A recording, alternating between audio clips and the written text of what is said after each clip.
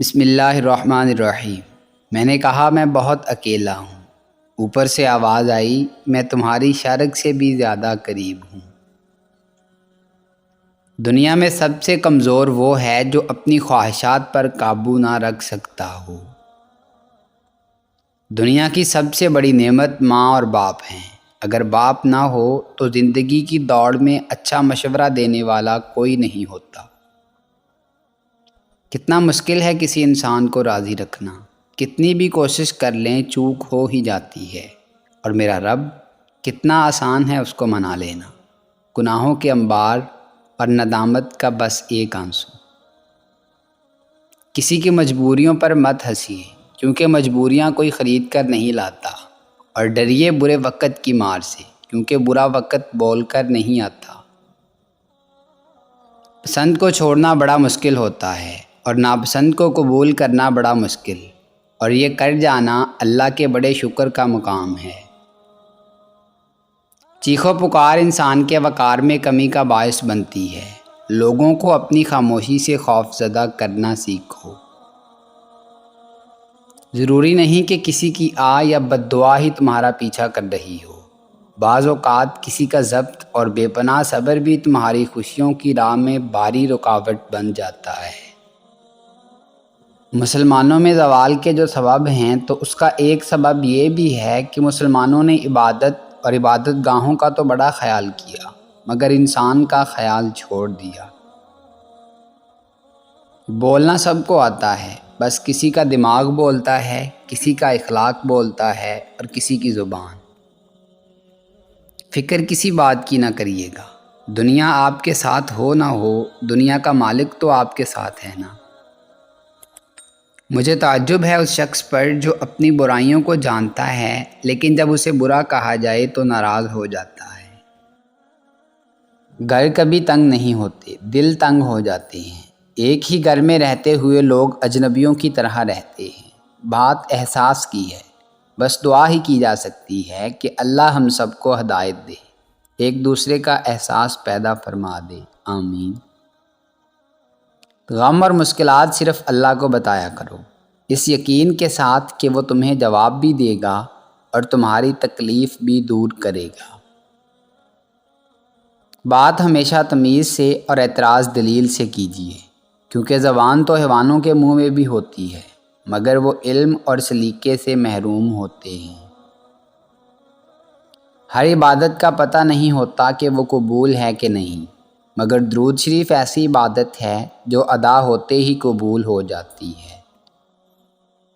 کبھی یاسین، کبھی طٰہٰ، کبھی واللیل آیا، جس کی قسمیں میرا رب کھاتا ہے، کتنی دلکش میرے پیارے نبی کی صورت ہوگی صلی اللہ علیہ وآلہ وسلم۔ ہر اذیت کی ایک معینہ مدت ہوتی ہے، جس کے گزر جانے کے بعد نہ تو درد کی شدت پہلے جیسی رہتی ہے اور نہ اسے سہنے والا انسان پہلے جیسا رہتا ہے۔ بہت محدود سا ایک حلقہ احباب تھا میرا، فقط مستیاں، شیطانیاں، نادانیاں اور میں۔ اب بھی حلقہ احباب محدود ہے میرا، فقط خاموشیاں، تنہائیاں، اداسیاں اور میں۔ کبھی کبھی اچھے خاصے خوش مزاج لوگ تلخ باتیں کہہ اور لکھ دیتے ہیں، کیونکہ کچھ باتیں انسان پسند کرتا ہے، کچھ اس کے مزاج میں ہوتی ہیں اور کچھ وہ زندگی سے سیکھتا ہے۔ ہر بات کی وجہ محبت کا ہو جانا یا محبت کا کھو جانا نہیں ہوتا۔ کبھی کبھی ٹھوکریں اچھی ہوتی ہیں، ایک تو راستے کی رکاوٹوں کا پتہ چل جاتا ہے، اور سب سے بڑھ کر سنبھالنے والے اور چھوڑنے والے ہاتھوں کا پتہ چل جاتا ہے۔ عورت کے بدن سے پیدا ہو کے عورت کو حقیر اور کمتر سمجھنے کا کوئی جواز میری سمجھ میں تو نہیں آتا۔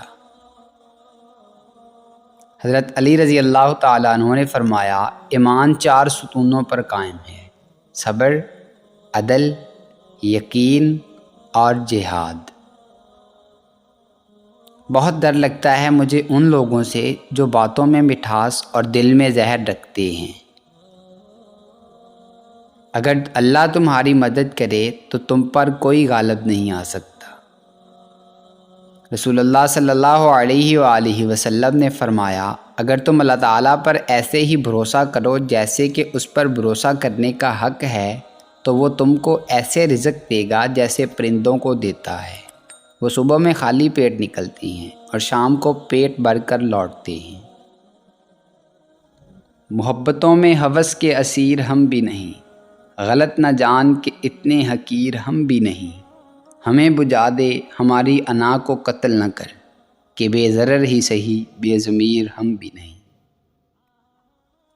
اللہ کے نام پر خیرات انسانوں کے کام آتی ہے، اللہ کی راہ میں خرچ انسانوں کے کام آتا ہے، زکوٰۃ انسانوں کے کام آتی ہے۔ اللہ کو قرض حسنہ دینا کسی انسان کو دینا ہے۔ نام اللہ کا ہے، کام انسان کے ہیں۔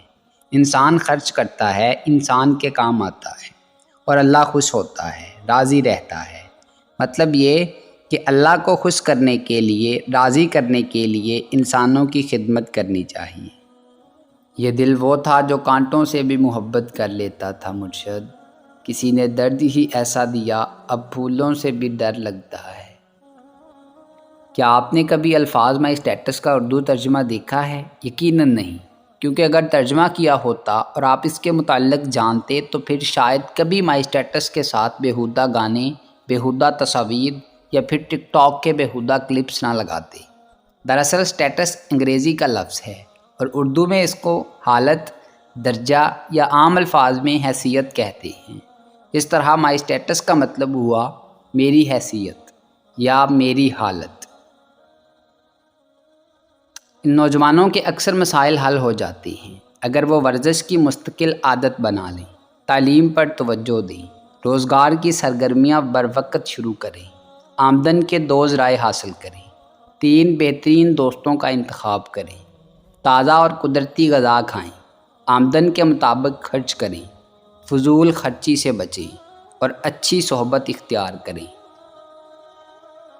میں نے اپنی زندگی سے یہ سیکھا ہے کہ انسان کو کبھی بھی حساس نہیں ہونا چاہیے۔ ایک حساس انسان سب سے زیادہ مشکلات اپنی ذات کے لیے پیدا کرتا ہے، ایسی باتوں پر گھنٹوں سوچتا اور روتا ہے جو شاید کسی نارمل انسان کے لیے کوئی معنی نہیں رکھتی۔ موت کی طرف سفر تیزی سے جاری ہے، نہ دن کا پتہ چل رہا ہے، نہ مہینے کا، نہ سال کا۔ اللہ تعالی ہم سب کو نیک اعمال کی توفیق عطا فرمائے، آمین۔ اے میرے لاڈلے، اے ناز کے پالے ہوئے دل، تو نے کس کوئے ملامت سے گزارا ہے مجھے، میں تو اب جیسے بھی گزرے گی گزاروں گا یہاں، تم کہاں جاؤ گے دڑکا تو تمہارا ہے مجھے۔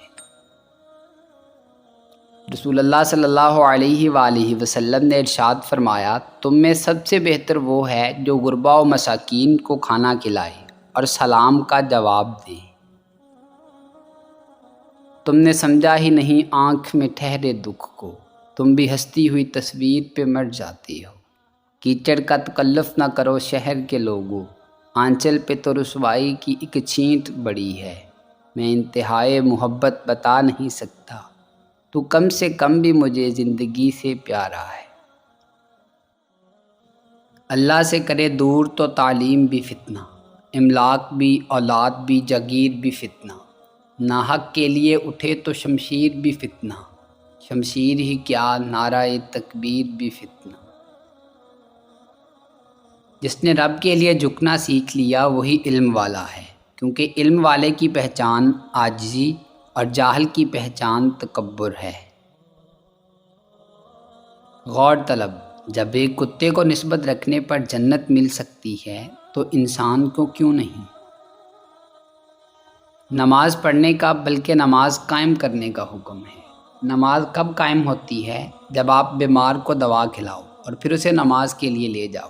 آپ اسے گولی کھلانے کی بجائے گولی مارتے ہیں، اس لیے مسجدیں فساد کی جڑ بن گئی ہیں۔ اوپر سے لاؤڈ سپیکر ایک دوسرے کے خلاف استعمال ہو رہا ہے۔ آپ ایسی مسجدوں سے اوائڈ کریں جہاں غلط بحث ہوتی ہے یا فساد ہوتا ہے۔ مسجد بے ضرر لوگوں کی ہونی چاہیے اور ضرور آباد ہونی چاہیے۔ جہاں کوئی سچا آدمی نظر آئے اس کا ساتھ دو۔